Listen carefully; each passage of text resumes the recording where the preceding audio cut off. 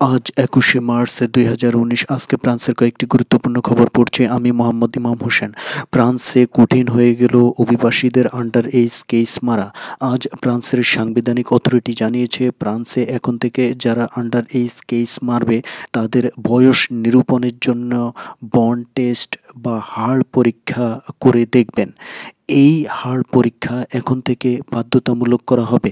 ফ্রান্সের parliament member Isabella একই সাথে বলেন, যারা ফ্রান্সের রিফিউজি এবং ইমিগ্রেন্ট কাগজধারী আছেন এবং যারা তাদের সন্তান ফ্রান্সে আনতে চান, ওই সকল সন্তানদের বয়স নিরূপণের জন্যে নিজ ইমিগ্রেন্ট এবং রিফিউজিদের নিজ নিজ দেশে ফ্রান্স এম্বাসিগুলোতেও এই বর্ন টেস্ট বা হার্ট টেস্ট করে রিফিউজি এবং ইমিগ্রেন্টদের সন্তানদের বয়স নিরূপণের ব্যাপারটিও জোরালো আলোচনা করেন।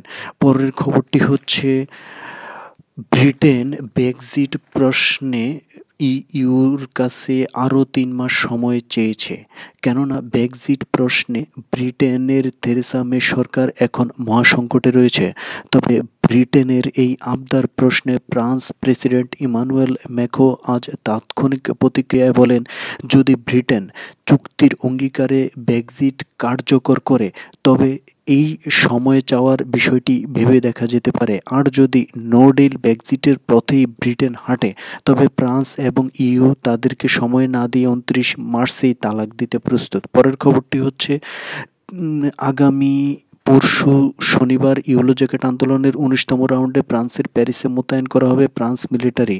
প্যারিসে সাধারণ মানুষের জানমাল রক্ষায়, আগুন ও লুটপাটের হাত থেকে রক্ষায় ফ্রান্স সরকার এই পদক্ষেপ নিয়েছে বলে জানিয়েছে ফ্রান্সের প্রধানমন্ত্রী এডওয়ার্ড ফিলিপ।